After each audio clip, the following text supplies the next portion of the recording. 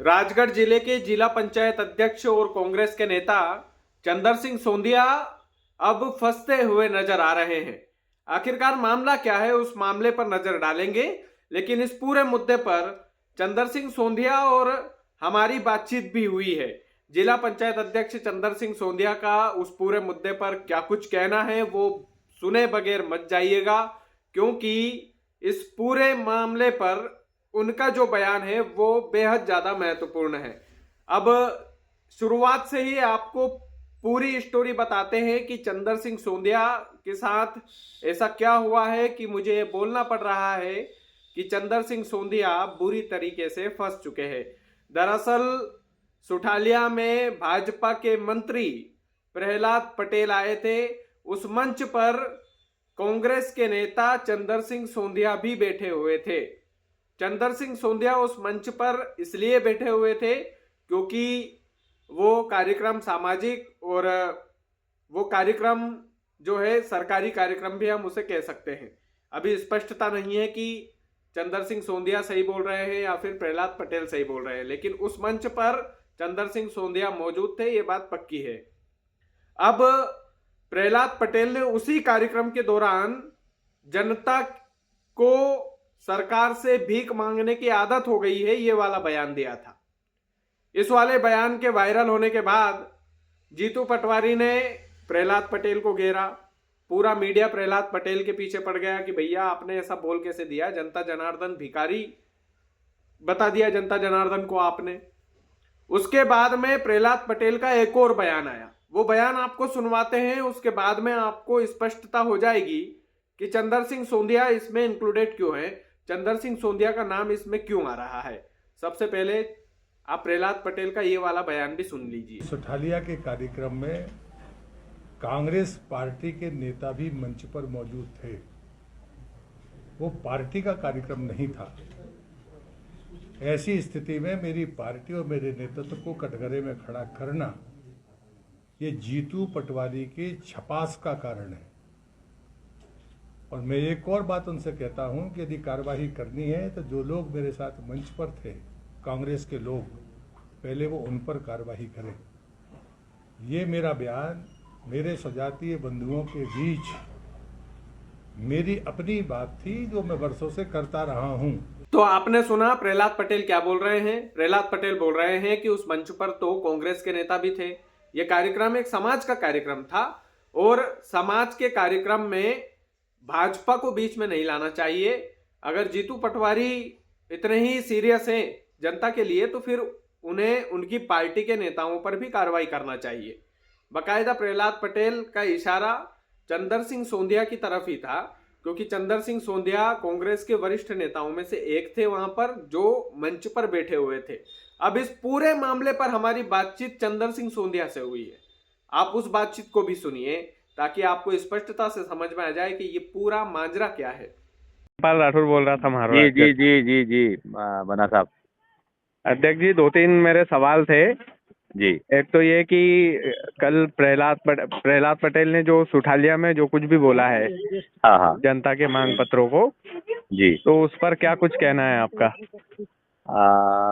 उस कार्यक्रम में भी मौजूद था वहाँ पर। जी। अब उनने असहज पीसी करी है मंत्री जी ने, प्रहलाद पटेल जी ने, तो मैंने सुना नहीं उनको। पूरा आज मीटिंग थी यहाँ कलेक्ट्रेट में, अभी फ्री हुआ हूँ। जी जी।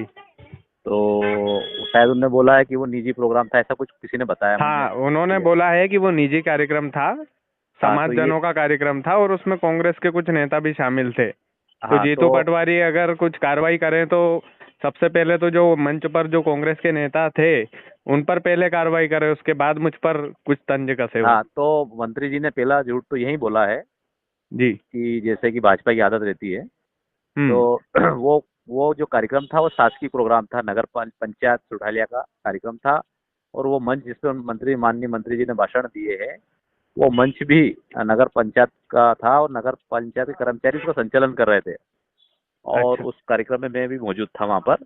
और जब मैंने इस तरह का सुना है कि जो आवेदन पत्र मांग पत्र दे रहा है उनको भिखारी कह रहा है, तो मुझे बड़ा आश्चर्य हुआ, बड़ा दुख हुआ कि मतलब इस तरह से जब लोग अपनी समस्या लेकर आते हैं, अब सरकार के पास, मंत्री के पास नहीं जाएंगे तो कहाँ जाएंगे जनता, किसके पास जाएगी।